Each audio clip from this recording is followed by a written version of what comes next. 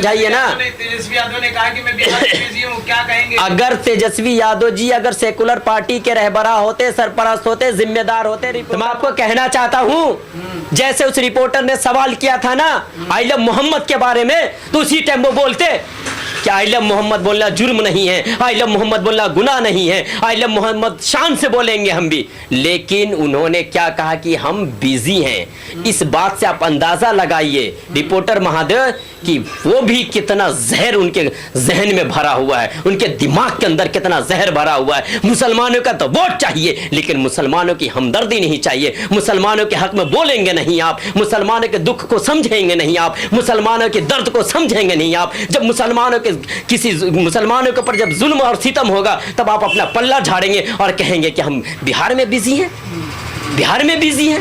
अरे डूब मरने का मकाम है आपको तेजस्वी यादव जी। क्या कहना चाहते हैं आप सेकुलर का ढोंग रचते हैं आप। लेकिन जब आई लव मोहम्मद के लिए आपको एक रिपोर्टर, हमारा भाई रिपोर्टर पूछता है, आप बोल सकते थे उस टाइम में कि आई लव मोहम्मद बोलना कोई गुनाह नहीं है, कोई जुर्म नहीं है, उस पर अगर गिरफ्तारी हो रही है तो सारी की सारी फर्जी है, क्योंकि हमारा संविधान हमें इजाजत देता आई लव मोहम्मद बोलने के लिए। हाँ, अगर कल को कोई हमारा हिंदू भाई बोलेगा क्या कहते हैं आई लव राम, तो उसको क्या जेल में डाल दीजिएगा। कोई अगर हमारा सिख भाई बोलेगा आई लव वाहेगुरु, तो क्या आप उसको क्या कहते हैं जेल में डाल दीजिएगा। कोई हमारा ईसाई भाई बोलेगा I love Mariam, I love Isa Masih, तो क्या आप उसको जेल में डाल दीजिएगा। कोई अगर बुद्ध मजहब का मानने वाला होगा, अगर वो यूं बोलेगा कि आई लव बुद्धा, तो क्या आप उसको जेल में डाल दीजिएगा। हाँ, तेजस्वी यादव सेकुलर है ही नहीं। अगर तेजस्वी यादव जी अगर सेकुलर होते तो समर्थन करते, मुसलमानों का साथ देते, और इसमें मुसलमानों को किसी की हमदर्दी की जरूरत नहीं है। जैसे उस रिपोर्टर ने पूछा तो साफ साफ कहते कि मैं भी आई लव मोहम्मद बोल रहा हूं। जब हमारी एक प्यारी बहन रुबिका लियाकत बोल सकती है मंच पे, उस तरीके से बहुत सारे लोग, अगर मोहम्मद आई लव मोहम्मद बोलना जुर्म होता, अगर मोहम्मद साहब का सीरत को पढ़ाना जुर्म होता, मोहम्मद सल्लल्लाहु अलैहि वसल्लम जो हमारे आखिरी नबी हैं, मैं उन पर लाखों दरूद और लाखों सलाम भेजता हूं। मैं क्या कि मेरा दिल जान गुर्दा, मेरे बीवी बच्चे माँ बाप, मेरी दौलत सेहत सब कुछ उन पर कुर्बान है।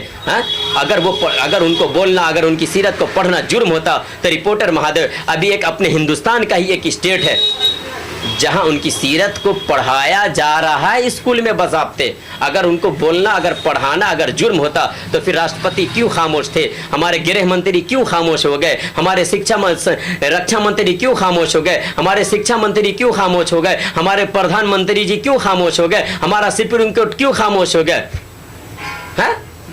ये सेकुलर नहीं है। मुसलमानों समझो, मुसलमानों जागो, मुसलमानों होश के नाखून लो। अरे कब तक लालू जी को ढोए, कब तक तेजस्वी यादव को ढोगे। यानी अगर आई लव मोहम्मद पे आपने एक टिप्पणी नहीं, आपसे आपके जबान से एक लफ्ज नहीं निकला, लेकिन जब वोट का टाइम आ रहा है तो आप वोट के लिए मुसलमानों को, आज ही मैंने एक न्यूज देखा कि आरजेडी के नेता मुसलमानों को धमकी दे रहे हैं।